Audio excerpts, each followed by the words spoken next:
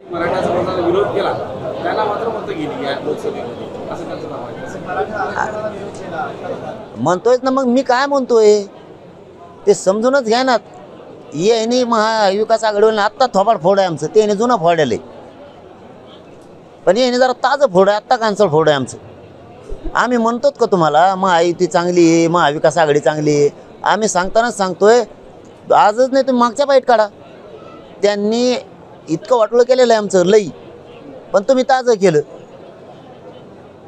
आम्ही का त्यांना चांगलं म्हणलो तर आम्ही म्हणतोच ना महायुती वाईट आहे आणि महाविकास आघाडीला की तुपाचे डबे आणून दिले काय आम्हाला. पण वस्तुस्थिती होती ती, गैरसमज नव्हता. तुम्ही सरळ सरळ अन्याय केला आत्ताच्या पिढीतला. ते काय लई शहाणे नाहीत, त्यांच्याकडे बघू आम्ही, त्याची काही अडचण नाही. पण तुम्हाला सांगितलेलंच कळा ना आम्ही काय म्हणतोय की आमचं आरक्षण आम्हाला द्या, आम्हाला राजकारणात नाही जायचं, नाही तर तुमचं एकाच येऊन देणार नाहीत आम्ही. तुम्ही जर ह्या उपोषणाच्या आत ही जर प्रश्न मार्गी नाही काढला, आम्ही सगळ्या जाती धर्माचे 288 उमेदवार देणार.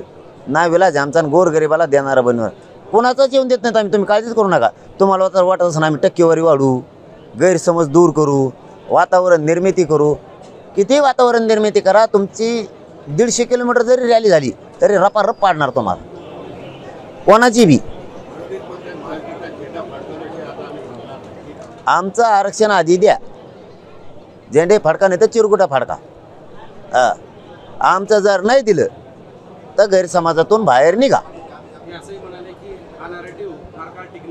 टिकणार आहे,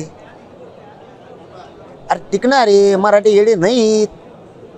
तुम्ही दोघांनी कार्यक्रम लावलेला आमचा, आम्हाला चांगलं माहिती आहे आमचं आरक्षण कोणी कोणी घातलं, आताच आलेलं कोण घालायला लागलं, आमच्यावर केसेस कोण करायला लागलं, आमच्या आई बहिणीचे डोके कोण फोडायला लागलं, हे आम्हाला चांगलं कळतं. आणि आमच्या गोरगरिबाचे मतं घेतल्यावर कोण बदलतं याच्यावर आमचं बारीक देणे.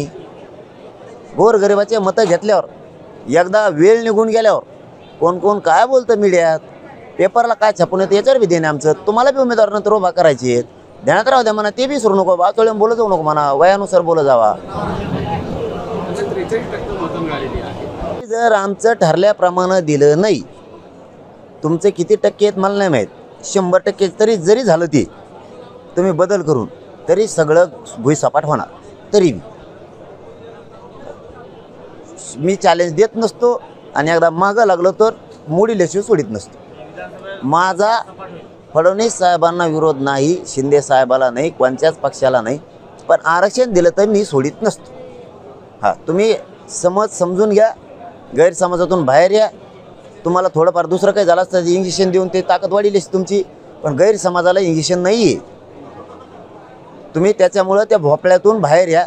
तुमच्या भोवती सांगणारे तुमचे प्रवक्ते आहेत, गणितं करून सांगत आहेत, कॅम्प्युटरवर सांगत आहेत, तुम्ही त्याच्यातून बाहेर पडा, सत्यता हाताळा. एखादा जाड दिसला म्हणून त्याच्यामागं जनता आहे किंवा तो गैरसमज दूर करू शकतो, ह्या भ्रमातून बाहेर पडा. त्याजवळ फक्त ताकदच असं समजा, त्याला ढकलून दिलं तर तो पडू शकतो. फोकस ताकद आहे त्याची असं समजा, त्याची व्यायाम केलेली ताकद नाही आहे. हे जरा गैरसमाजातून बाहेर या. तुमचा 100% जरी तुम्ही ती भर काढली तरी जर तुम्ही आमचं काम केलं नाही, तुमचं कोणाचंच येऊन देणार नाही. आणि तुम्ही आमचं द्या, आम्हाला राजकारणात जायचं नाही. मराठ्याचा माझा राजकीय मार्ग नाही.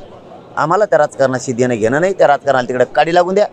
आम्हाला आमचे लेकरं मोठे करायचे आहेत मराठ्यांचे. आमच्या हक्काचं आम्हाला टिकणारं 50% आतलं ओबीसीतलं आरक्षण आम्हाला द्या. केसेस मागं घ्या, हैदराबादचं गॅजेट लागू करा.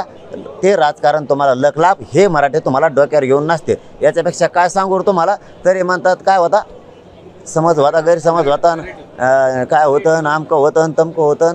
ते पडा राव बाहेर, आणखीन तरी बाहेर पडा. हातातून गेल्यावर पश्चाताप करता, टकोर राहून घ्या चापटी. त्या टायमाला वेळ निघून गेलेली असं.